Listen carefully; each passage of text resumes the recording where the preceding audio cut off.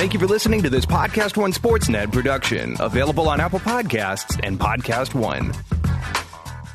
March Madness continues to be the talk of the sports world as we get down to the final teams. And right here at PodcastOne Sportsnet, we're competing against one another once again in the Sportsnet bracket presented by our exclusive partners at betonline.ag. Get in on the action at betonline.ag and use the promo code PodcastOne for your 50% welcome bonus. The following program is a PodcastOne.com production.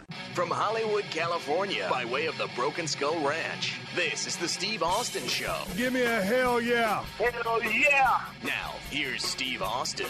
All right, everybody, welcome to the Steve Austin Show. I am currently out on vacation, recharging batteries, but just because I'm recharging the batteries, we still got business to take care of. In the meantime, we'll be playing some of the most requested Steve Austin Show classics that have been locked away in the archives. I got a great one for you this week, and here's my producer Sean to tell you all about it. All right, let's do this. It's producer Sean bringing you another classic episode of the Steve Austin Show. Today's episode number 139, with Ricky Morton. Original air date August 5th, 2014, staying close to the Mick Foley episode from last week.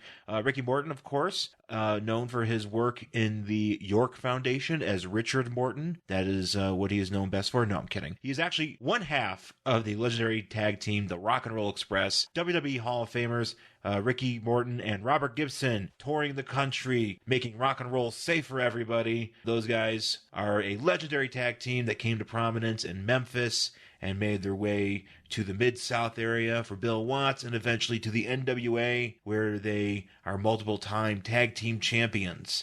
They've even passed through the WWE a few times in the 1990s, particularly 1993 and 1998.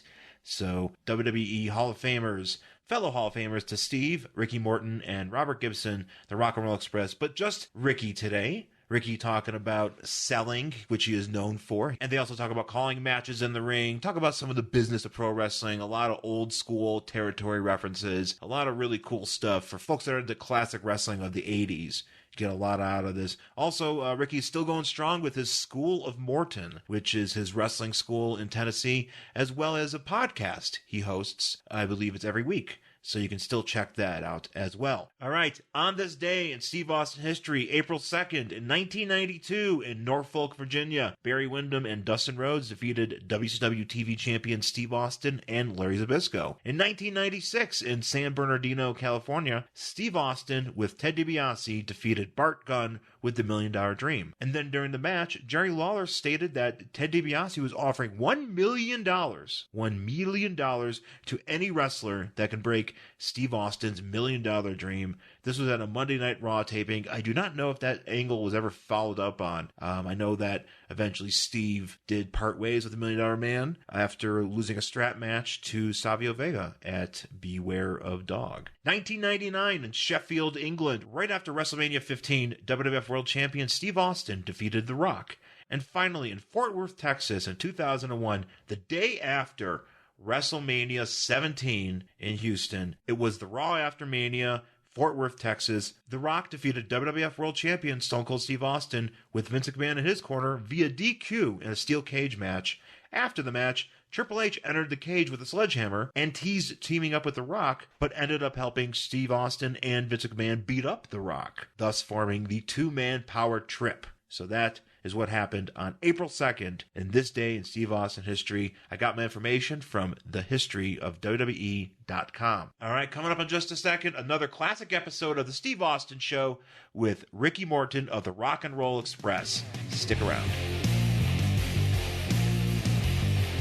March Madness rolls along with another very exciting week of college basketball as we've gone from 64 teams now down to the Final Four. This Saturday, it's the two biggest games of the year before the national championship, and the Sportsnet Bracket Challenge presented by BetOnline.ag continues as the Steve Austin Show competes against the other PodcastOne Sportsnet shows. You can still get in on all the action. Just sign up today for a free account at BetOnline.ag and use the code PodcastOne for your 50% welcome bonus. The kid here has had some ups and downs throughout the tournament, but we are still going Texas strong with Texas Tech still in the mix. And don't sweat it, because if your bracket has been busted, you'll still have a chance to kick out and win some cash in your betonline.ag account. It's the hashtag Sportsnet Bracket Challenge presented by betonline.ag. March Madness is now down to the Final Four. It's go time. Don't forget to use the code PodcastOne at betonline.ag, your online sportsbook experts.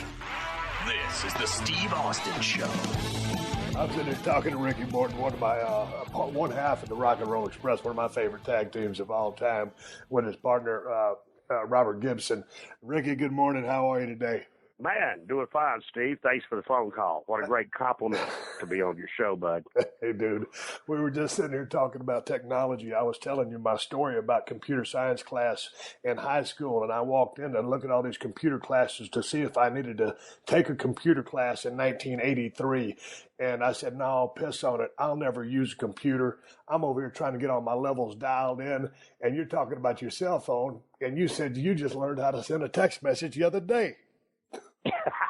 And that's no kid, but understand I graduated in 1975, and I don't think the school even had a computer, the one I went to in high school, but that's years ago, dude.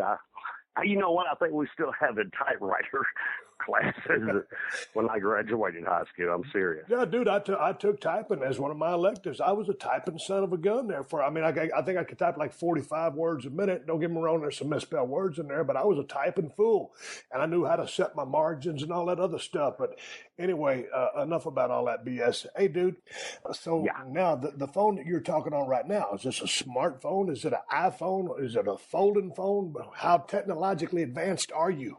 Okay, Steve, now, you got to take this in consideration.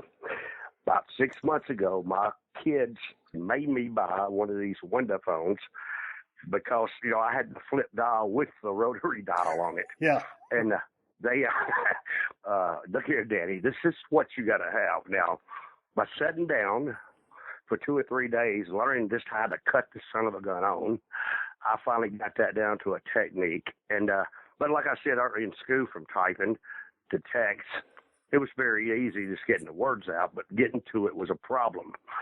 But now, this new phone I got, you don't have to even do that no more. You just push a button and it records your message for you. Okay? Dude, I can't, I got all my, people on the speed dial. You just hit their name and it dials a number for you. Back in the old days, it was just like a high spot. I had everybody's phone number memorized because that's what you did. And if you was going down the road back in the old days, you didn't have a cell phone. You stopped at a truck stop, a Denny's or whatever, and you busted out a bunch of quarters, put them in a payphone, and that's how you made your phone calls. Or you had an old school tablet where you had all the numbers written down. If I lose my iPhone, I have completely lost contact with the rest of the world because I ain't got nothing memorized anymore. Well, that's the way I am now, too, and you talked about that earlier. My wrestling bag, I always carried, my book with the date, but I had all my numbers in it, but I had them all kayfabed. Their names, the names I knew what they were, but nobody else did in case they found my book. Now, how did you kayfabe the names in your book? Okay, say for instance, you got Steve Austin, and then how would you make that so it wasn't Steve Austin if someone got your book? I just put maybe code. You understand me? Yeah. I just put code. And I know who else I'm going to call code. Who else out here's name is got code in it. You know what I'm saying? Right. C-O-L. Let's just put that down here. Jerry Lawler, I'd maybe put the King. Just King. Right. That was it. Yeah, and they got to take a rocket scientist to figure out these names. Yeah, now, most Ricky. of all they're gimmick names. Right. A gimmick name that was kind of, I knew, not all of it was in there. You understand? If a dude can hack into a computer system, I would venture to say they could hack into your code on your telephone book. Luckily, it has never been lost or stolen. No. I keep, it's in my wrestling bag. Without my wrestling bag, I did not make a living. So my wrestling bag went everywhere I went. Hey, man, well, let's talk about that, wrestling in your wrestling bag, because that's still what you're doing. And right now, as we speak, you're 57, 58? 58. Oh, I'll be 58 next month. But it's, don't get me wrong. I know I'm getting old. But see, Steve, a lot of guys I hear I see a lot of them try to, come back. But in our business, as for me, this is the only thing I ever knew in my life. the only thing I ever wanted to do. But I've Right. seen a lot of guys try to come back. You can't take off 10 years and try to come back to professional wrestling. First of all, your body's going to slow down on you. Yep. Well, see, when I stop wrestling, my body's going to start hurting. And really, I'm telling you the truth. I don't even know I'm old until I see a picture of myself. God, who is that old son of a gun? That's not me. But yeah, and I'm out here on the road with a lot of young guys, and I forget I'm old. And I'm serious, I do. You know what? And I like it that way. I still enjoy my business with all these young kids. You know, every day's an adventure. I told you, every night's like going on a blind date. I never know what I'm going to get. How many nights a week are you working these days? Steve, I work anywhere from, sometimes I work 7, especially in summertime with the fairs and everything going on. But, right now, 3 to 4 times. Remember I talked to you last week. I left that morning. I just got back last night. What was that, 4 or 5 days ago? But like I said, it's a blind date. And meet the day, because a lot of guys are not trained like they should be. Well, none of them are, they're trained by this guy, and I'm trying to figure out, well, who is that guy that trained you? But it's not even that. They come up to me, what you want to do? Well, here's my first thing to them. Just don't hurt me. Yeah. Okay? Don't hurt me. And listen, and do not do nothing that I tell you not to do. Yeah. I'm not out here to impress anybody. Please don't impress me, because I've done seen it all 1,000 times in my life, son. Let's just go out and have a good time and you have fun. And what little you learn from me in the ring tonight, take advantage of it, because you might work with another veteran one day, and if he knows that you're not going to hurt him, he will probably get you booked on another show working with him, so take advantage of it. That's my main thing there. Okay, these days, with some of the other leagues out there, setting up a lot of stuff backstage. Of course, when I came through Tennessee, I've told the story a million times. I rolled in to Memphis, Mid-South Coliseum. I drove my Hyundai Excel from Dallas, Texas, and I was the first one in the building. It was my first night there, and of course, I'd seen you and everybody else on television, knew who you were. Y'all was one of my favorite tag teams back in, and sure enough, the second guy in the dressing room was yourself, and you walked in smoking a cigarette, and you looked at me up and down, and first words out of your mouth, go ahead. Can you work? And I said, I don't know. I said, I guess that's what I'm here to find out. And I stuck my hand out, and I said, I'm Steve Williams. And you said, Ricky Morton. I said, I know. And you turned around and walked off into the sunset. And that was my introduction to you. So with that being said, how much you guys calling in the ring these days versus back in the old days where you went in with the finish? I mean, a classic example would be working Nashville at that fairgrounds, 2 separate dressing rooms on the other side of the building from each other. And it Frank Morrell or whoever would come drop that finish off and call it out in the ring. How much y'all doing that these days in 2014? That don't exist no more. Don't you miss those days? Steve, and first of all, let me tell you, when I asked you that, because I'm going to go back at the first of your conversation when you was talking to me. And don't get me wrong, it's not being disrespectful. Oh, no, not at all. And it it's was not cool. being that. See, I had to know before I got in the ring with you. Yeah, I get it. I wrestle everywhere. That's the first time I ever met you. I didn't know Steve Williams. No. And I was just telling, can you work? Yeah, I wasn't offended by it. I knew exactly what you were getting at. Yeah, okay. Yeah, I took it for what it was worth. Here comes a veteran dude saying, hey, can you work? And no, I couldn't, to answer your question. No, you remember we had a great match. I never forget that. But another Sammy today, when I'm sitting back there, I watch the young kids. And wow, because I'm getting off on 2 different things here. It's like the other night I was sitting there, and I'm looking down the hallway. We're wrestling in Charlotte, North Carolina, and they had a big wrestling thing over there. A lot of new guys coming in that are trying to make it in the business. And dadgum, Steve, I looked down the hallway, and everybody looked the same. Right. I mean, everybody totally looked just like each other, and everybody were talking. They come into the arena where we wrestled at maybe 2 hours before time, and they see who they're working with, and they talk from that time until they went to the ring about their matches. As a matter of fact, Robert and I wrestled Tom Pritchard and Bobby Fulton, and we went over to finish. Ron Simmons was watching our match, and when I got through my match, I seen Ron walk back through the back. I said, where you going, Ron? He said, man, y'all just wrestled. The show's over, buddy. And that's a great compliment. We did. Yeah. We tore the place down, but all we had was to finish. And we called everything in the ring. We went about 25 minutes. People the whole time. The heels getting the heat. So good. without being the referee, without, shooting Hugo out of the cannon. Right. We had a heck of a match, Steve. But don't you miss those days? Because, man, towards the end of my career, I came back from neck surgery, and the system was kind of really starting to change. And, we'd go out there kind of with the fishbone, the finish, and 1 or 2, 3 key things, and then fill in the gaps out there. And then by the time I'd come back, and right before I went out, it had kind of advanced to the current system. And it was like, dude, you didn't know what a crap or wind you watch, because if you're going from A to Z and you forget elemental P and you've got to bridge that gap, you've got a timeline in there or a section that doesn't make sense. So I always loved, back in those days, of course, I was nervous as a long tail cat in a room full of rocking chairs when I first rolled into USWA. That was when Jarrett had bought the Dallas half from Fritz Von Erich. And then he shipped me over with you guys. And I was nervous as hell, but I had such a veteran crew to work with. And then all of a sudden it's like, when you first get into business, Dutch would say, hey, go out there and give us 8 or 10 minutes. Here's a finish. I'd be nervous as hell. What do I do for 8 to 10 minutes? Well, I got you. But you know what, Steve, as you get better, you need 30 or 40. Well, that's what I'm going to say. You just said 8 or 10 minutes. What am I going to do? I don't think there's any way possible I can do 8 minutes. Right. Because I don't even get to the ring in 8 minutes. You know what I'm saying?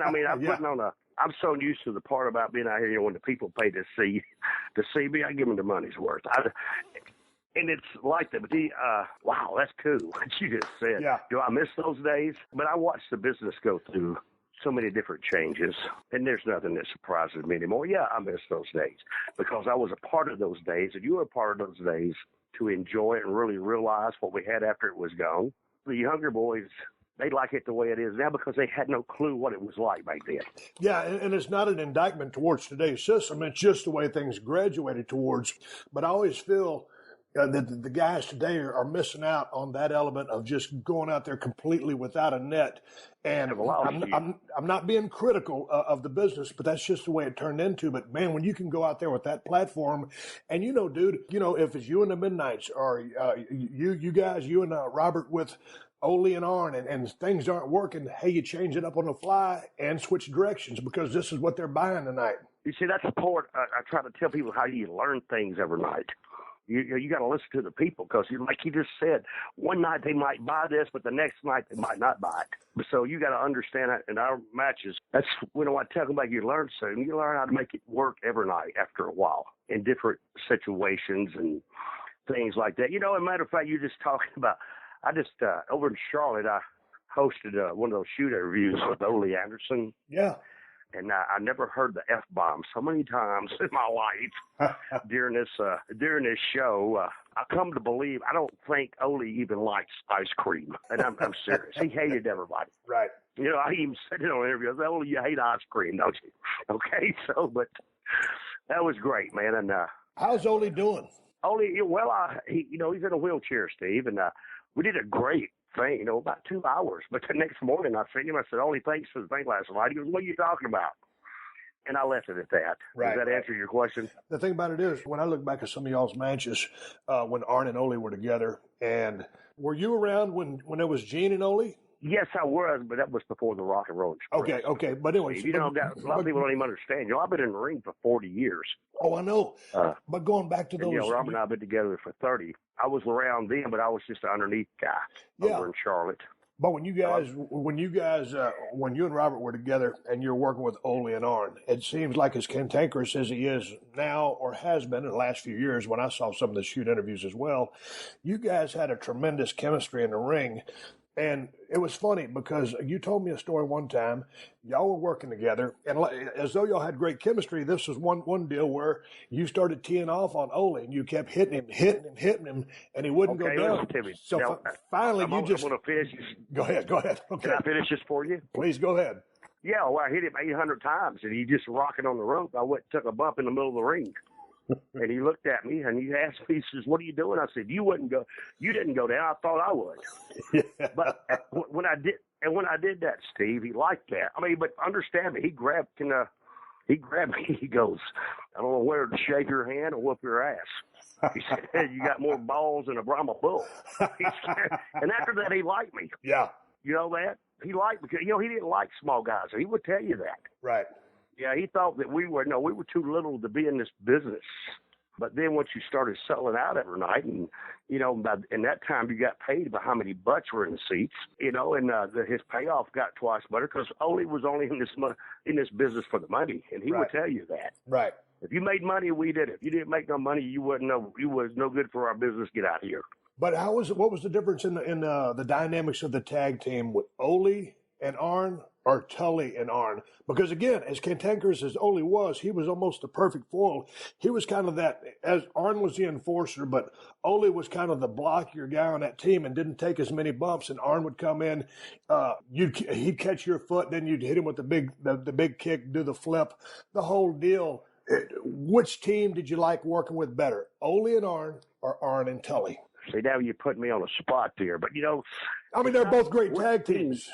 I have guys ask me all the time, who's the best guy you ever worked with? Well, hell, Steve, all of them were great. Right. Everybody was great. They just had different styles. Right. I'm going to say that with Tully and Arn, too. Both of them were great. They had different styles, but with Ole in the ring, Ole would tell more of a story about trying to break your arm. Yes. Or working that hold till you got to the finish. It's a different generation there, too, between Tully and Arn. Yeah. Tully put a little bit of more off the arm. He didn't work the arm as much. You understand right. me? When you got in the ring with Ole, he worked the arm. I mean, literally the people out there thought he was going to rip your arm off. It looked like it. Yeah, it looked like it. Yes. And work it to the very end of the match, in which when you had Tully and Arn, it was more, not even, sometimes maybe not even working the hold so much. It was about just getting heat, right, chopping a little bit more meat, right, then working the hold. Hey, speaking about chopping meat, you are one of the best sellers, in my opinion, in the history of the business. And you said on the DVD, I've been watching y'all's DVD that recently came out, Rock and Roll Never Dies, the story of the Rock and Roll Express. And this is through Elbow Productions. And I didn't know that earlier in your career. I know you started in Tennessee, but then you went down to Southwest Championship Wrestling in Texas, and you was tag teaming with Ken Lucas. And you really gave Ken Lucas a lot of credit for teaching you how to sell. Is that true? That's really true. You see, I have people in my say, Ricky Morton, you're the best babyface that was ever in the business. But don't get me wrong, they said that. No one person did. And my answer to them was no. Ken Lucas was the best babyface ever in this business, but you never even heard of him. Kenny was down in the Florida area, up in Tennessee area for Nick Goulas, and he worked for Jarrett too. It's just a younger generation of babyface. They tagged me up with him years ago when I was young, and I watched him, and he taught me. And I watched him growing up, too, when I was a kid, him selling, and how he made that comeback, and how he made, instead of like being a fish out of water selling. A lot of guys, they sell, but they don't understand what the selling part is about, but not dying, but not, when somebody gives you a gut shot, you don't got to do a forward flip. You understand me? Right.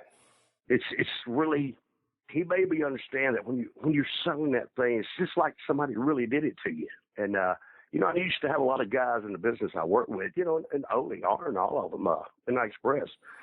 And what a great compliment it is when I'm selling, and they're asking me, Ricky, are you all right? Now, listen to me. Yeah. They're asking me I'm all right. Now, I'm thinking to myself, what is that guy on the front row that's sitting out there 10 feet away? Wonder what he's thinking if the guy I'm working with in the ring is thinking that. But then I get to thinking about that guy on the front row. What about that son of a gun way up there in that balcony? Right. Well, I want him to really think that, at the time you could call 911 because that's just to kill me. Okay? That's the way I thought. That's the way I did when I was in the ring.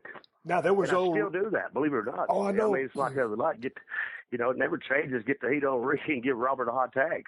Well, but there was always that saying, women in the front row would start crying on some of the houses when you were selling because they believed you was about to die. And when you could affect people like that sets up a lot of heat on the heel tag team, and it sets up for a hell of a hot tag to Robert. Oh, a hell of a hot tag, but many times I've got in the ring and it got to a situation where the heels would tell me, make a comeback because they keep coming through the ropes. Yeah. The marks are, they're going to get on to kill us. Please get up and make a comeback. Dude, And yeah. that had happened several times in my career. And but that's about what, setting up, when you get that pop, man, of enjoyable, because that was my job. I do a lot of single matches too. How did you like working singles? Because, I was watching, of course, I saw the Ric Flair match you had and a little promo, a little angle y'all shot there for a while in Carolinas. But I've seen the bulk of your work being in a tag team. Which did you prefer? I preferred, because Robert and I started together. Yeah. I mean, my first break. And no matter what somebody tried to do with me, because, in your own self, and you knew when you were working on top, you knew to yourself what would get over and what don't get over. Right. In your gimmick, who you are and what you are. But see, I was the Rock and Roll Express. I know they was going in a different situation, and you get there later if you want to. I was in the era of professional wrestling where you had a lot of politics because you only had one booker. You understand me? I preferred being in tag matches, but they put me off in single matches. But because when you get in a situation, when you get in a position where they think you got more power than they do, they would try to, and it's just, I'm shooting to you in my heart. I don't know if I even should say this or not, but they went to a point where they tried to break us up, but I wouldn't let it work that way. Okay. Robert was my partner. They wanted to do something with me, and I wouldn't let it be that way. I wouldn't, because I knew where the situations were going. I was trying to be in a position to get rid of Robert. And then when you got rid of Robert, there's no more Rock and Roll Express. Right. And that one person don't have to worry about it no more. Okay? Now, was that with Crockett Promotions? Yes, that's correct. Because, I mean, y'all were... You know where I'm coming from. Oh, yeah. Well, I do, because on a, dude, I'm not going to put the Hollywood Blondes in y'all's ballpark, but I know just from experience that when Flying and Brian and I were put together just to be a tag team to get other guys over, and we started getting over, and then boom, Here comes a split, work against each other, and they did split us up, and of course before that they had promised me a run with the Harley Race and the U.S. title, and then they put me and Brian together. We really made that work, and then they stopped it dead in its tracks. So you never will allow that. Now you understand. That's the whole thing we're talking about, Ray. They stopped it dead in its tracks because they knew it was going to a situation that they could not control. Right. Okay. And you, I guess you caught on to that right quick. Okay. Oh yeah, definitely. And not only in Crockett Day, but in a lot of situations like that, where I don't know what it was about. Is politics in our business, or maybe if you just had a little heat with somebody, they try to do it in a lot of different ways. But I was smart enough. And one thing to answer your question is Robert and I with the Rock and Roll Express, I enjoy what I done. My job was to get the heat on me and to give Robert a hot tag. And me and him were so successful at that. At that time, the arenas weren't as big as they are now. At that time, you didn't have all the other sports activities. You had wrestling, but Robert and I set a lot of records. We sold out a lot of arenas by me selling and giving him a hot tag. But when you guys were that hot, and y'all were selling out buildings that Dusty and Flair weren't at, you guys weren't making the kind of money that you could have or should have. Am I correct? Steve, we were, yes. Yeah, we had a convention this weekend, and I'm not getting off your question because I'm answering it, because they was doing a Q&A with Tully Blanchard, Arn Anderson, Kevin Sullivan, and J.J. Dillon. And the people asked them that question. They heard that Dusty and this and that, and what about this? And they put us on the B team and the B team, and they answered the question. They said, yes, these guys were selling out arenas. They didn't like it. They put us on the B team. We'd be in Florence, South Carolina, and the building wasn't big enough to hold the people, so we go out on the football field, and the A team would be in Baltimore, Maryland, or California. They didn't have enough money to pay the rent. Do you understand what I'm saying about that? Yeah. Okay. I mean, I know I'm here on the radio. I'm not here to hurt anybody. I'm just here to tell the truth. I'm not here. I'm not looking for nothing. I'm not out here. I know my career's over, and I know I'm out here on the independent circuit. But if people want to know the truth, I will give you the truth. And if nobody else likes it, and I got to say, these guys even answered it the same way I did. When you look back, I always tell these kids coming up with the WWE, if I talk to one of them on the side or something like that, I'll say, hey, man, ask what the houses are, see your position on the card, and write what you got paid down on that check. So down the road, you got a little bit of history, so you know what the pay scale, what the pay grade is, and you can address that situation when it comes up. Because, man, you know, if you don't learn the pay grade, it's hard to expect more money. How do you think you could have better handled that? Or could you have? What was the system back in the day? Well, I was young in the business and really didn't know, but this is what I'm going to say. This whole thing about Robert and I not getting to pay, it's my fault. It's Robert's fault, and I'll tell you why, Steve. And that's why I try to tell every young kid in this business, I don't care, but dadgum is to learn how to make good decisions in your life. Get your education. It don't matter if you want to be a wrestler or not, but get your education. I wasn't educated enough to know and understand. I just know that I was working on top, and I loved it. To realize that later on in my life, you know, they absolutely robbed us. You understand me? Yep. And I'm telling you, but I can't blame no one. I cannot blame no one but myself for being robbed, because I was not educated enough to know. Other words are said, hear nobody else, I was a dumbass. Alexa isn't the only one with breaking news. Make sure to hang around at the end of this podcast for the latest breaking headlines on the AP News Minute. PodcastOne Sportsnet is your home for the best coverage of the Final Four in this year's March Madness. Get all the play-by-play and top-notch analysis from sportscasting gurus like Dan Patrick and Rich Eisen.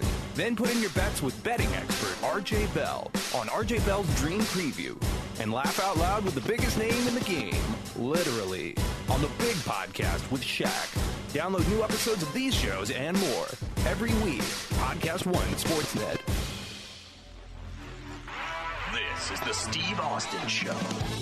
Hey, dude, when you guys, I'm jumping all over the place, but when you guys first started getting hot as a rock and roll, and it was an interesting story how you guys got together, because you started off, you're a second-generation professional wrestler. Your dad, Paul Morton, wrestled, and then he was a referee.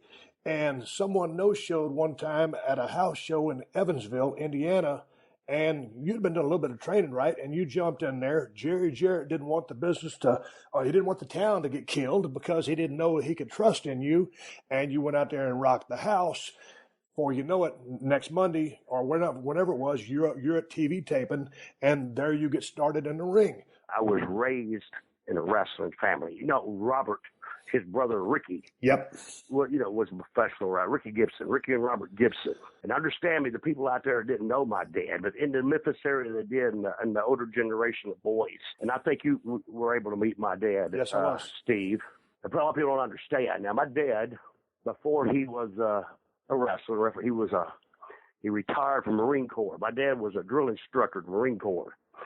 I was raised, sir, yes, sir. Sir, no, sir. Sir, please get your foot out of my ass, sir. Okay? But it was all right. My dad was a great man. Great man. He loved me, and he taught me this business. And I'm just going to tell you, I was working. You know, growing up in this business, because wrestling changed so much, I really didn't. By the time I got 18, got out of high school, I got me a job at a bookbindery. But I have wrestled and used the wrestling business. And my business I worked at a bookbindery went on strike. And I was like 18 years old, but I already had some matches then. But being raised in the business, because I didn't go to a wrestling school, I was educated in the ring with my dad earlier, and then educated a lot going into the business. But I went to Memphis, Tennessee with my dad on a Monday night because I was on strike, and I went, oh my God, I could not believe how they're in the Mid-South Coliseum.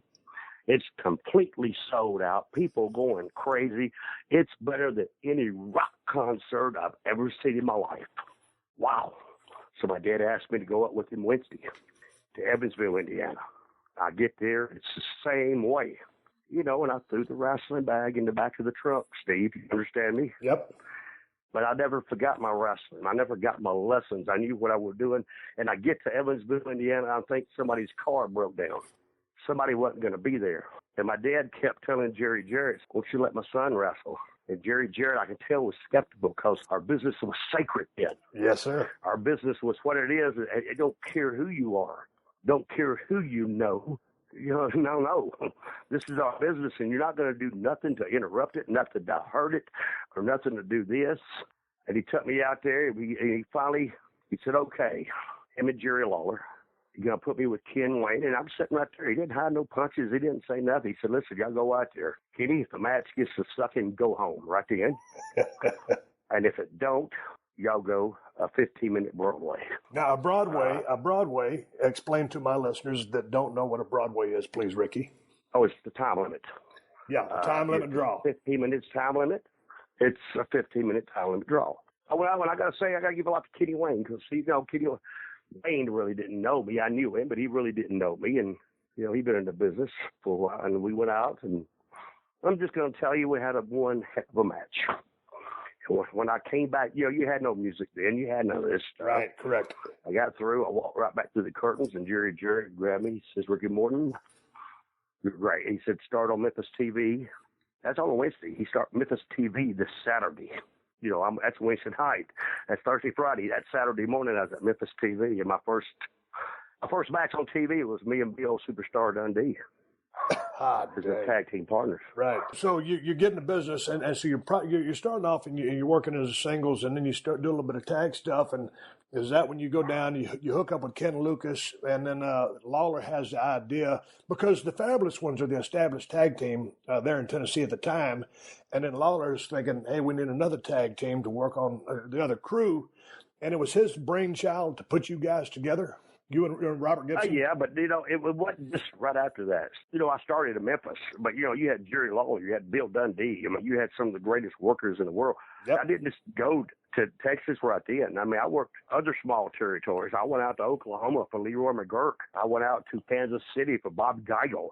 I worked their territories. Then I came back to Memphis, and that's when they teamed me and Ken Lucas up. I had a lot more experience up under my belt. I was maturing into our business. And it was a time, because Ken Lucas was a top worker at the time everywhere. Yep. And I went to the Joe Blanchard. That's where I first met Tony Blanchard. Now, this is before the NWA days. Ken Lucas and I went to Southwest Championship Wrestling based out of San Antonio, Texas. We wrestled all over Southern Texas, a great territory. And when I was there and I was teamed up with Kenny, that's when I learned how to be a great babyface. And I learned everything about, and then that's when Lawler was coming in, working, with Nick Bockwinkel, because they were affiliated with the AWA, San Antonio was. And that's when Lawler would come in. And at the time, I think Lawler and Jarrett was having some heat with each other about the TVs, the situation. And now you're telling me about the Fabulous Ones. Here's Stan Lane and Steve Kern, they was put together as the Fabulous Ones. Now, but Lawler, I think, was going to go opposition, and he wanted another babyface tag team. He wanted when he went off to have one together, and he knew Robert from Ricky from a long time ago, and I was in San Antonio, and he walked up to me. He said, man, listen, you ready to come back home? Did this whole situation with me. We went over it, and I was, Steve. I was ready to go home, and my run with Ken Lucas was just about over. I can tell, but don't get me wrong, I did real good down there. Tully Blanchard even gave me a first break down there as a single wrestler, too, branching off with Nick Bockwinkel and other big wrestlers when I was there at that time. But when we came back to Memphis, Robert and I both decided that we came in, and we didn't even have a gimmick. Hey, but before you talk about we didn't even have a gimmick. Yeah, but listen, before you came back and you were down there working for Joe Blanchard at Southwest Championship Sports, how was the vibe down there? Because Joe had just broken away from Fritz from World Class and had formed that Southwest Championship Sports. How were the houses there when you guys were down there, and was that territory thriving? Yes, don't get me wrong. We didn't sell out everywhere we went, but we did great business, and they had a great talent. Do you remember Cowboy Scott Casey? Sure, he was going to be the guy that trained me to get in the business, but I ended up going with Chris Adams. Yeah, he was a good hand. Yeah, good dude. Yes, he was. He was a top babyface. You had a lot of great workers there, and we drew some tremendous houses. At that time, I thought it did great. The territory didn't die. Right. You understand me? They didn't go broke. So we had to be doing good business. You understand me? We had had some good houses. As a matter of fact, after we left there, I think they still stayed in business for 5 or 6 years. Okay, so you end up back there in Tennessee, and Lawler's presenting you this idea. Yes, they had announced on the TV, a couple of things, but they didn't give Ricky and Robert. They said the Rock and Roll Express. I mean, well, understand that. First of all, we didn't have a name. First it was Ricky and Robert, the R&R Express, and, Jimmy Hart was around there at the time, and Jimmy Hart, being part of the rock and roll scene with the Gentrys and all this stuff here. Why not the Rock and Roll Express? Well, that's cool. Now, we wasn't at Memphis TV that Saturday, but Memphis was running on a Sunday for some reason the next day, and they kept plugging the new tag team, the Rock and Roll Express. Well, hell, we get to Memphis on that Sunday. Me and Robert's got the same stuff. We still got short tights and everything. Lawler, you're going to love this. Lawler brought some of his tights in. They were long. I had a pair of purple ones, and he had a pair of purple ones and a pair of skin-colored ones. But before I'm going to go into this, there was a flea market out there in the park, and we went out back in the flea market, me, Lawler, and Robert. We bought, I've been looking at rock and roll magazines. We went and bought a lot of bandanas, feathers. We had all kinds of stuff. Then we get back to the building, and it's like we're in a studio. Lawler's dressing us. You understand me? Yeah. And we're excited. And I got this stuff on, and I'm looking at me. And Robert's tights are those skin colors, and I swear he looked like he was naked with bandanas on him. and I'm going, oh my God! And I felt so embarrassed. I went, now looking at Robert, so man, I ain't going out there and this stuff. Oh man, people be laughing at me. I'm doing this, I'm doing that, and boom, and here all they play our music. And understand me, me and Robert clicked, buddy. Yeah, we just clicked. For some reason, we clicked. We went out there, man, and we had one heck of a match. People popping. I mean, it's such a part of and then we come out of the ring. There's a guy standing there, and he goes, Ricky Morton, gypsies or you were Indians. He said, but y'all were great. Okay. I got that story written down right here. I was going to ask you about that. Hey, so then it was a free for all. I mean, then once you guys got accepted or people dug what you were doing, I mean, because dude, if you ain't got no confidence in your ring gear, that'd totally take you out of your game. Oh yeah, but buddy, it didn't matter after that. It clicked. And then after that, me and Robert, I'll never forget our first really wrestling outfit, because the next week, because we're not under the house, we were in Memphis on that Sunday, but see, they're on a bicycle tape, and Robert and I are off the whole week. See, Memphis is live there, but see, they won't see none of that until the following week. Okay, so me and Robert's off that whole week, and we got to be at Memphis TV. So we needed an outfit, okay? And back then, you didn't have people that made spandex tights. You didn't have people that, you had to order your stuff from K&H back in up the day. north. So here we are. I mean, Robert didn't know what to do. So we went to the mall now. And you got to understand, this is the early 80s. We got to find an outfit. So Robert and I walk into Frederick's of Hollywood. It's the lingerie shops, and that's where, when you're a man and you're in there with another man, it didn't seem right, but I know we were in there, and we found our first black spandex tights with zippers, and we were sitting there, people walking by, pointing at me and Robert like, bye-bye, and Robert goes, Ricky, I got these spandex on. He says, the people watching us, what do you think? I said, I don't know about the spandex, but they sure make your ass look good. But that was our first outfit. We bought it from Frederick's of Hollywood. And matter of fact, it's the one with the life-size poster now with the black one and with the white vest with the world title belts. That's Robert and I's first outfit. We bought the whole thing at Frederick's of Hollywood. Brother, when you guys got over, I mean, the pop y'all got, it was everybody, but because the chicks' voices had that shrill pitch to it, it was that high pitch. Don't get me wrong, it was the guys too, but you could hear the women more than the guys. It's like, man, when you guys, a couple of times watching some of your matches before I talked to you, dude, I mean, security was way different back in your day. So you guys were damn near getting mugged, mauled, groped. It looked like by the time you got to the ring, you needed a cigarette because you just basically had sex on the way to the ring. How crazy was I'm ready that? For a beer, dude. I'm not kidding you. I'll never forget. And it's just, but we're still in Memphis. But when we leave Memphis to go to Louisiana, or when we go to that, I'll never forget. Robert bought a brand new Trans Am. and we were in Greensboro Coliseum. Great This is how. Do you remember Doug Dillinger? Yes, I do. The security. We got Doug as job. Doug was a police officer in Charlotte, and so we got there, and Robert pulled up, and I'm not exaggerating. We pull up to Robert's brand new Trans Am behind the Greensboro Coliseum, and they mobbed the car. It's like their faces were pressed against the windshield, and we can't get out of the car. We're out there for 45 minutes.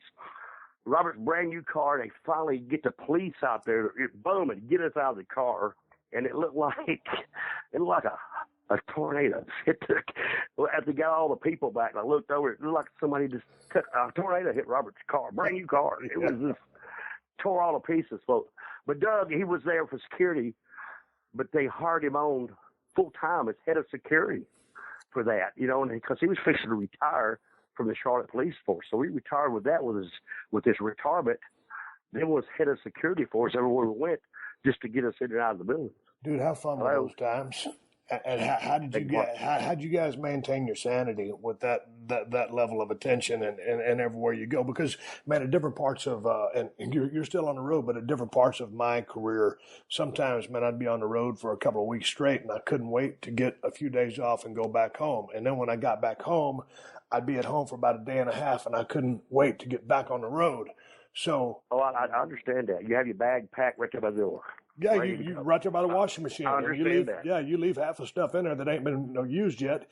You wash everything. You put it exactly back in the bag. You live out of a suitcase, whether you're at home or on the road. What was the balance like for you guys? Because you guys were traveling a lot more hardcore schedule back then, especially when you hooked up with Watts with all those drives. Gosh, we hooked up with Watts. But, and understand it, I look back now, because back then, especially in Louisiana, the interstates didn't go north and south, only went east and west. Yep. And it was just Interstate 10. Yes, you had long trips, but I look back, and it was the most enjoyable territory I've ever worked. I had such great fun, great learning experience. That's when we first kicked it off with the Midnight Express that the people hadn't seen yet before we came to NWA. You had Magnum TA, Hercules Hernandez Wrestling too. We went through so many different guys and learning experiences, but to keep it together, goddamn guys, we're in our 20s, and couldn't wait for another adventure for tomorrow. It wasn't about keeping my sanity. It was about, man, I couldn't wait for the next day. Yeah. And understand me, it's hard to make it. I mean, a lot of people don't understand. I'm just waiting for the next adventure tomorrow. Right. And I'm serious.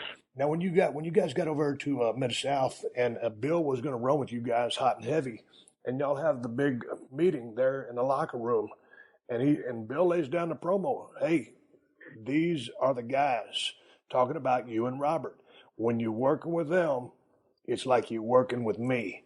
What kind of pressure came with that? I mean, because like you said on the DVD, I mean, you're basically looking up at every single body in the room, and it was a room full of big-ass guys and rugged. And of course, the business, nobody really smartened up anybody about the business yet. Stossel 2020, Geraldo. So the business was still very protected at that time. What was that feeling like? Because, I mean, dude, all of a sudden it's like, hey, man, we got to flip-flop and fly for these guys. Well, you got to understand that. You're true. That was the thing with Stossel. Now, that happened when I was down there for Bill Watts. Was it? Yeah, he brought us in down there, and plus, after, coming in down there, Bill Watts seen us in Memphis, and he wanted us to come down there. He didn't like working with the little guys either, Steve. Now, here we are again, our first time. So, remember earlier I was talking about Ole. I really got experience of knowing how to handle it, because with Ole, we get there. Like you said, I walk into the dressing room. I don't know if the people... And some of them do. Remember the little midget wrestler, Cowboy Lane? That's who I felt like. I walked the dressing room. I'm in the land of the giants, dude. I'm not kidding you. Everybody big. Hell, there's even Ernie Ladd standing there. You understand me? And here's Bill Watts. He has a meeting. He said, guys, listen, never worked with young guys. Bill Dundee was the booker, too. Here's Bill Dundee. He's shorter than I am. Yeah. This is what we're going with. We're going to try it. I mean, we had a bunch of big, ugly baby faces. Guys are big, and he said, we're going to try these young kids to see what they do here. And it was a little, there. You had Jake the Snake Roberts. You had a lot of guys. Hercules Hernandez, one-man gang. I mean, these are big guys. Yeah. And you know them personally. These are big guys. But once we did our first little, and to understand, once you come into a territory and you shoot an angle and it sells out, the building does, your first night that your bicycle tape come. See, that's what we were about. We, the boys, we took care of each other. And you knew if that house sold out, boy, our payoffs are going up. Maybe you might have a little problem. Maybe some of the guys didn't talk to us too much, or some of the guys dreaded to work with us. But once that first house sold out, you're the candy kid, son. Everybody loves you. Right. You see? And that's the way it was. Then everybody's waiting in line to work with you. Because when you're main event and you're selling out, your payoff's a heck of a lot better than that other one. And even the underneath guys, your first and second matches, their payoffs go up. They're glad to put you over on TV. You understand me? Because our paychecks, you had carpenters. Your carpenters knew their jobs, and they deal with their jobs in our business. You could explain this in a minute, what a carpenter is. They were the underneath guys, and they help get you over to work with these big guys. They did that. The top guys got us over. I learned a lot from that experience, because once you making more money, the boys are happy, and that's what it's all about. See, all the carpenters have been forced out of the business. I find this to be a crying shame. Would you agree? Your mechanics, your underneath guys, they could all work their ass off, and those were the guys that got over the top and gave experience to these people who were going to be perceived as stars to work their way up through guys. I mean, these guys might be carpenters or mechanics, but dude, they could work their ass off. See, Steve, I never had a contract, never did. And I was at the era of when, WCW got into that, and these guys got into the offices. Well, see, they signed so many people on top, boys, to the contracts, and half of them didn't know whether to wind or butt or scratch or watch, and they got all this money. They didn't have no money for the underneath guys. They didn't have no money for me. I had to leave and go to Smoky Mountain. And then, who are your underneath boys and your carpenters to teach them? Well, I got rid of all of them. So it's to me, and don't get me wrong, I don't have the answers to everything, but it was like the blind leading the blind to me. Okay, because they got rid of all these carpenters, all the guys that could work and knew what they were doing. Even though if they didn't work on top, they knew how to get them over. Right. Now, see, the stuff that happened in the 1980s was my favorite time in wrestling, and I'm a little bit younger than you, but not much. And so, like these days, if I'm in my garage and I want to watch something, I'll put in mid-80s Crockett, NWA, or mid-80s Mid-South. So you were in the ring in that era. So then, as long as you've been in the game, what is your favorite period of the business as a fan, or just watching it, or were you so busy living it you don't really have a favorite era? Yes, I do have a favorite era. And Steve, I'm walking right here in my hallway because I was at a big convention this weekend, and I'm picking something up here. It's in the 80s. This hung in the Turner WCW Classics. It hung in the building, and the guy gave it to me. It's a big old hard, about an inch thick cardboard poster. And it says, it's got me and Ric Flair. The big thing is I'm going to hang this up in my wrestling school. And it says right here, the Classics. And it's in the 80s is when it's built. But right here in black letters, it says, back when wrestling was real. Okay? Yeah. That's my favorite time. And I'm sitting here looking at this poster right now. That's my favorite time ever in the business. So when would you say back when wrestling was real? To us, and I'm saying that's back when everything was kayfabe. Right. Everything, before I went to the show tonight, it wasn't on the internet who's going to win my match. Okay. Yeah, I get you. Okay. All right. Before I even did this angle that they even talked to me about, your smart Marks is already talking about it. That's what I'm talking about. Okay. And you know that too, right? I mean, that was a part of time to say, the Marks knew what you're going to do in your finish before you did. Well, that's the thing I loved about that USWA territory so much. I mean, it was a weekly territory, and it was, Monday Memphis, Tuesday Louisville, Wednesday Evansville, Thursday Spot Show, Friday. Yeah. The routine. But the thing about that was you had to tell a different story every single night. You might be in a program with a guy, but you can't fall in a rut and do the same thing over time and time again. And man, your creative process just happens at a very rapid pace because you're always on your feet thinking. And, Yes. and it becomes, you don't really even think when you do it because it becomes so natural to you. So things have drastically changed. I want to ask you real quick, some of my favorite matches are not just you and Robert against Ole and Arn, but I loved the feud that you guys had with the Midnight Express. Whether it's Loverboy Dennis Condrey and Beautiful Bobby, or Sweet Stan and Beautiful Bobby with, the one and only Jim Cornette managing. Man, how was it working with those guys? Because, Bobby Eaton is one of my favorite cats to ever be in a squared circle. Steve, I got to tell you, and glad you asked me this, because, back then it was Dennis and Bobby. Yep. And Dennis was, and I don't know if you had the pleasure to meet Dennis. I never met him, but I loved his work. Yes, Dennis was, he was the engineer. He was the guy. Without, because with due respect, he was older than we were. He's the leader of the pack. He's the one that, when you got in the ring, he was like E.F. Hutton. When he said something, you listened. To me, I think that's where Bobby became a great, great worker. And, Bobby Eaton is still my best friend in the world today. I talk to him every day. Oh.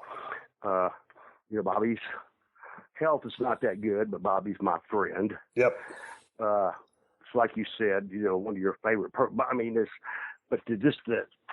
To be with them and to have the honor, because our matches were so great, because these two of the best workers the world could ever imagine. They were, and Bobby Eaton is, after he learned from Dennis, even to go on, and that's the reason. If you know in a while, because you mentioned Stan Lane, and I didn't know when Dennis left. That was none of my business. Right. You understand? When it comes to somebody's personal life, that is none of my business. Gotcha. But he left. And Bobby was so good but he learned all this from Dennis, that when Stan Lane stepped in, we didn't miss a beat. But, the feud went on.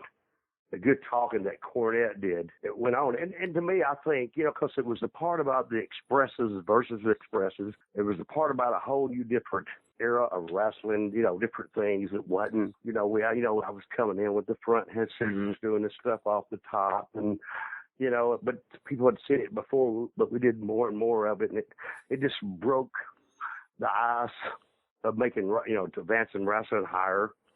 I was just there. I was at the right place at the right time. I was a lucky guy. You hear me? But to have this feud with them, to me, I think it would go in wrestling history. I hope it does anyway. The expresses versus the expresses. Right. And absolutely enjoyed it. I just loved my opportunity. I guess that's why I love the business so much, because of learning those things in those days and being a part of that. And it's still around, even though, the business has changed. And my matches today, I still bring it back to then. Okay? Hey, you've been in a tag team, virtually your entire career, and the biggest body of your work being in a tag team with Robert. When we talk about my favorite tag teams, Rock and Roll Express, Midnight Express, come out of the same breath. And then I start going into a few other ones. Since you are a tag team specialist, or it's what you spent the bulk of your time doing, who would? And I believe that Rock and Roll and Midnight Express belong in the Hall of Fame. Period. That being said, you come from a tag team career. Who, in your mind, are some of your favorite tag teams that you maybe did work with or did not work with, but you just considered elite tag teams along with yourself, or in that ballpark? Okay, Steve, you caught me off guard there, but I got it. I liked a lot of them. Even, when Shawn Michaels and Marty Jannetty were together as Midnight Rockers, people asked me before, man, what did you think about that? To me, I took it as a compliment, but I was able to work with him, and Robert and I did. And what great matches. I don't know how far they went. I know how far Shawn went on in WWE, but I'm talking about the time when they first started this. I love working with them. I like Matt and Jeff Hardy. Those guys were a great tag team. We never worked with them. We're in the babyface area, and they are too. But, the Russians, Ivan and Barry Dorso, they're the ones that really got us over. The night we beat them on TV with the world title, to me, I call it the victory road that was heard around the world. Ivan's a workhorse. I absolutely admired him, man. If you ever get the chance to work with Ivan, No, man, I haven't even met that guy. I've been wanting to run into him at one of these conventions one of these days. Now, I thought super highly of that guy's work, as a tag or as a single. Yeah, he was the workhorse. Yep. Of the Russians. I mean, buddy, this guy, when I was younger, now I know the guys young that get in the ring with me and they think that I'm old, and that amazes them that what kind of shape I'm in. Buddy, I could go. You know what I'm saying? I thought. Not fighting, but win-wise.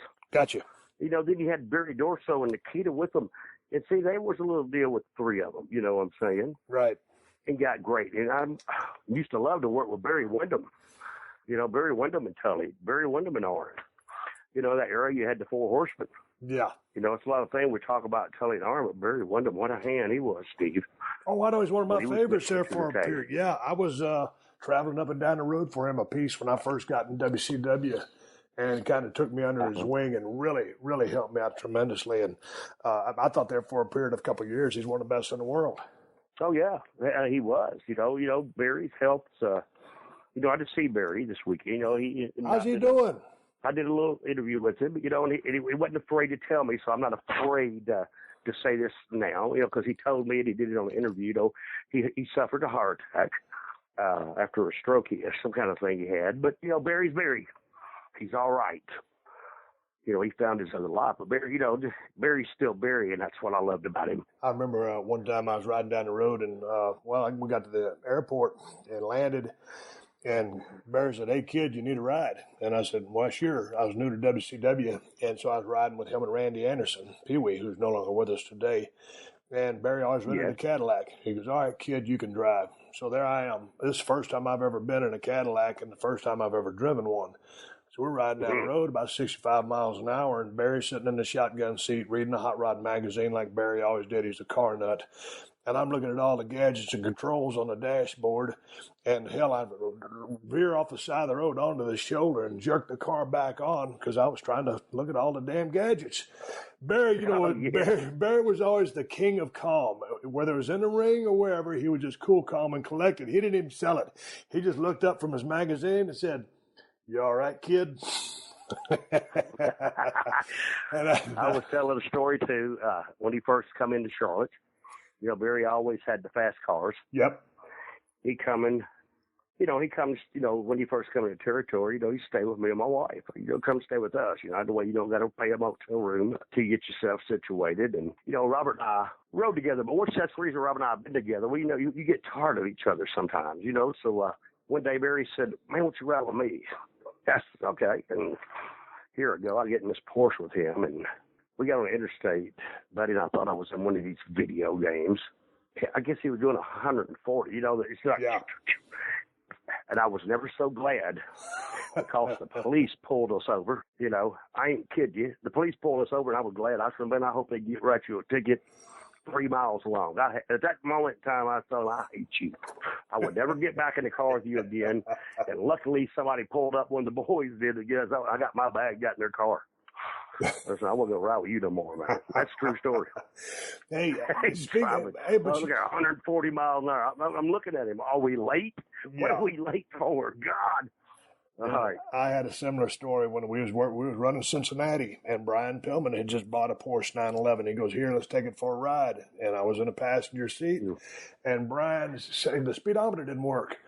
And I was scared to death. And I said, finally I looked over him and said, "Dude, how fast we going?" And this is a true story. We had the tops down. He just looked over and smiled and yelled back, "Who cares?" I'm like, "Well, damn, I care because I feel like I'm about to die." Hey, while we're talking about Porsches, it brings me back to the DVD, Rock and Roll Never Dies, the story of the Rock and Roll Express from Elbow Productions, because Magnum TA is featured on this DVD. And Magnum had an accident in a Porsche when his head hit the top, and it messed him up, partial paralysis. And Magnum, man, was on fire back in the early days, NWA in the mid-'80s. And, man, I just thought that dude was so badass, charismatic, and just a guy that you believed in everything that he stood for and how fiery he was. How's Magnum doing these days? And what was your thoughts back when that accident occurred? And all of a sudden, one of the guys you was probably running up and down the road with or seeing all the time, and he had this accident. What was that all about? Well, Steve, close friends with Magnum. You know, Yeah. we had our run. He was with us in Louisiana. He was another one of these guys with the fast cars. And Magnum, and it's not about, Magnum was on his way to be one of the greatest champions of all time. And I'm going to say this. I agree with you. This is my opinion, and I don't want this for anybody out to take this harsh.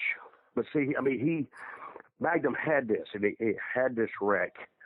And Magnum, matter of fact, I was with Magnum all weekend.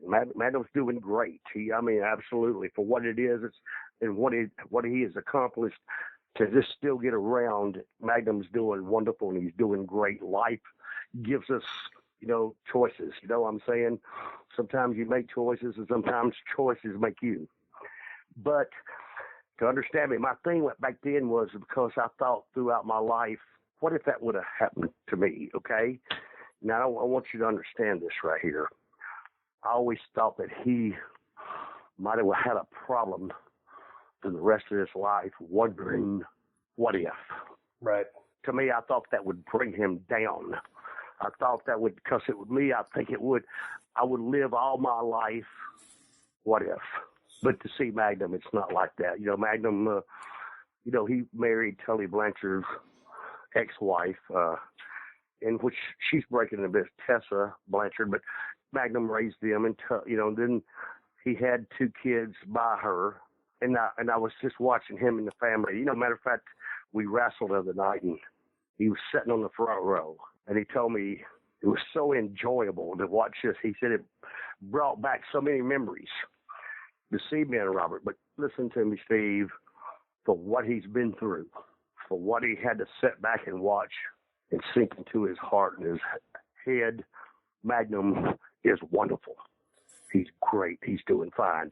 And I hope that answered your question, okay, bud? Yeah, when I came into WCW, obviously it was after his accident, and he was on board. I mean, he was working in the office, and so Magnum was a guy that always pulled me aside and give me advice and helped me out. And when he didn't have to, but he was always very cool to me. And of course, again, I was just a huge fan of his. But talking about the Porsches just kind of spurred that up. Hey, speaking about the younger generation, you're second generation wrestler. Now you got some boys getting into business, right? Well, I trained a couple of guys, but let me give that back. You remember Kid Cash? He was up there with y'all, Yeah. David Cash. I trained David. I got this new kid now, Chase Owens, that I trained, but I have my son. He's 13 years old, and to make a point clear, he goes to the ring with me. I would never take that away from him. But when we get there earlier, and this has happened on several occasions that I have my son with me. And I run a wrestling school, and Chase Owens might be on the card because I will not let him get in the ring with anybody. But he's been with me at my wrestling school. Right. And we was in Nashville not long ago at a big show. And Chase Owens was down, and I said, Chase, get in the ring with my son, because all the boys were standing out there.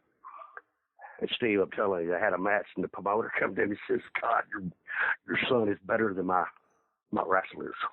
And that's a great compliment to me. Yeah. But he's only 13 years old. He's eat up with wrestling. And that's when the other day, and thank you very much, because when you called, and we'll talk about this in a minute, because I didn't think it was really you, but when I got to see it was you, I put you on the phone with my son, because he loves this business, and I'm daddy. I'm his hero, but Stone Cold Steve Austin's everybody's hero. And when you talk to him, buddy, what a day that made for him. I mean, I think the whole neighborhood had it lit up at Marquee that my son talked to Stone Cold. Okay. Okay. Yes, I'm hoping, but time changes, you know what I'm saying? Hoping that he gets the opportunity to live his dream, because I did. And I'm hoping at that time when it comes that he still has that dream. But if he don't, there's nothing I can do about it. I was telling him the other day, I told him, I said, words out of your mouth, I said, learn how to work and don't take no stupid bumps. Because so many kids today, Ricky, get caught up in the bump. I mean, and a big bump, it really doesn't matter. They're overrated. It's an old, that bump ain't what's going to sell tickets. And that bump is what you only got so many of you in your damn wrestling career. It's about the work and making people believe in you and care about you, whether they love or they hate you. Being about you. And Steve, get that education. See, because I'm talking about the education, teach you how to talk. It teaches you the words that. See, that's something I can't teach my son is how to talk, but I could teach him how to listen to interviews of some of the great workers. You know, I did all right. I wasn't the best interviewer guy in the world, but to get to education and to listen, you know, and even go back. And I won't say it not only for you. I'll just a couple of boys. I'll make him watch it, the interviews. I said, listen, this is what you got to do. This is what you got to learn. I can't teach you that. Right. About the talking. That's the part about what I was telling you about good decisions, getting your education, reading and talking and learning what's going on in the world today. To use that in your interviews, and I've seen you do that several times, and don't say you didn't. Okay. All right. Yeah. Hell yes. Hey, all right, buddy. Let's talk about your two websites and your wrestling school. You got the schoolofmorton.com and you've got the Real Rock and Roll Express. Now that's your fan page. How can people contact you if they want to come down and learn how to work? I have went around my house here a lot. It's School of Morton. You know, you can look at it on things. It comes up as SOM, you know, like some. Then it's get some, but the some means School of Morton. Yeah, right. It's on Facebook, splash.com, you know, okay. Real easy to find out there. And then I have my friends page, Ricky Morton. And you see a lot what goes on my career on there. I put a lot of stuff on there, and I put up a lot of old pictures. As a matter of fact, I just put one on there of me and Lyle Zato when we were filming that show, Learning the Ropes. But, yeah, in my wrestling school, it's down here in Chuckey, Tennessee. Where's that at? East Tennessee. Okay. It's right outside of Greenville. Matter of fact, you could say Greenville, Tennessee. Steve, a long time ago, I moved over here in the mountains. You know, I lived in big cities all my life. But I have 7 children. 6 grandkids, and to get my kids a better education, I moved over here so they wouldn't have to go to such big schools and to worry about other things. But I loved it here, and I stayed here. So it's like 30 miles from my house here. I'm over here located in East Tennessee. Gotcha. And it's over here secluded, and you know, people can go there and come and check it out. Just understand that, you know, if you like to come, we could talk. But I don't, like I was telling you earlier, I don't train 20 people at one time. See, if I could sit down with 2 or 3 people at a time, I could teach you and train you. Not that I can't make you a superstar, but I can make you understand. And, you know, another thing I do, Steve, at my wrestling school is, you know, a lot of the guys, man, I can ask them. Just the other day, I asked a guy, who's Dick Slater? He didn't have a clue what I was talking about.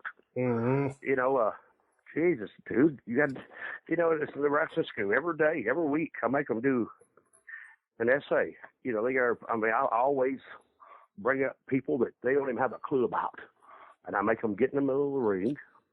This is every time they come to my school and give me an essay about the person that I gave them, you know, because they don't. Teach about the history of the business. Know the history of our wrestling business. They don't right. even understand, you know.